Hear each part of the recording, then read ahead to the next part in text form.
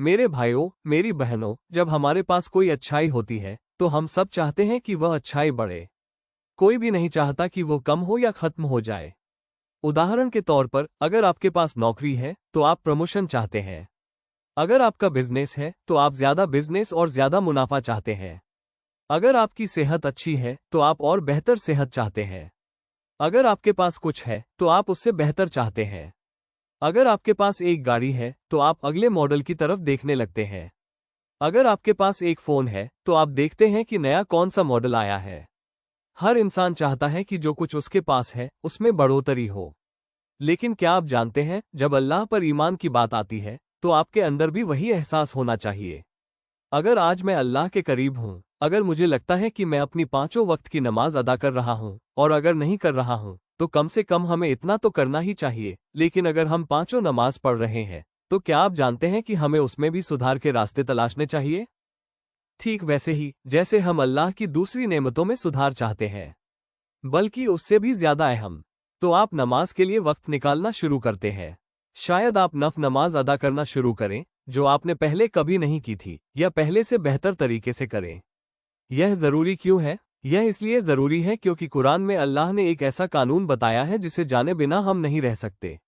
ध्यान से सुनिए, अगर तुम शुक्र अदा करोगे तो हम तुम्हें और बढ़ा देंगे, और अगर तुम नाशुक्री करोगे तो हमारा अजाब बहुत सख्त है। यह एक ऐसा फॉर्मूला है जो आपको बताता है कि आप कैसे हर चीज में बढ़ोतरी हासिल कर सकते हैं, चाहे वो दुनियावी चीजें हो या आखिरत से जुड़ी चीजें, आपका दीन, आपका ईमान, आपका रिश्ता अल्लाह से। अगर मुझे बढ़ोतरी चाहिए तो मुझे शुक्र अदा करना होगा। अब जरा एक तस्वीर अपने जहन में लाइए। मान लीजिए आपको 100 रैंड की जरूरत है और आपके बगल में मस्जिद में एक बहुत बड़ा करोड़पति बैठा है। आप उससे कहते हैं, मुझे सिर्फ 100 रैंड चाहिए। वो अपनी जेब से 1000 रैंड निकालकर आपको दे देता है।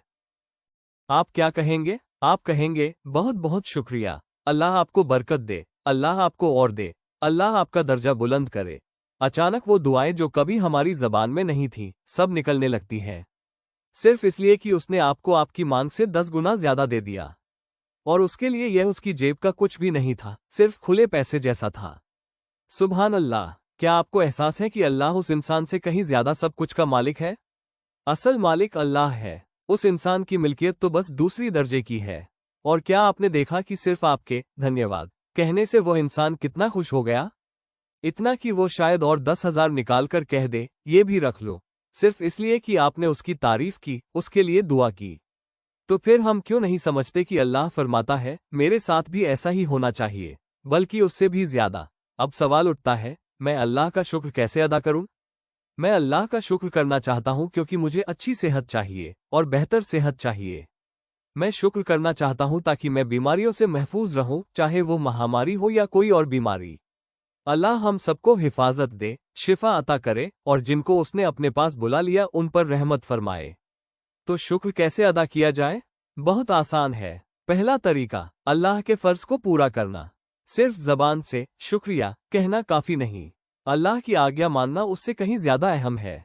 अगर आपने 5 वक्त की नमाज पढ़ ली तो ये 1000 बार शुक्रिया अल्लाह कहने से ज्यादा कीमती है। दूसरा तरीका, हराम से बचना। तीसरा तरीका, अगर गलती हो जाए, क्योंकि हम इंसान हैं, तो अल्लाह से माफी मांगना।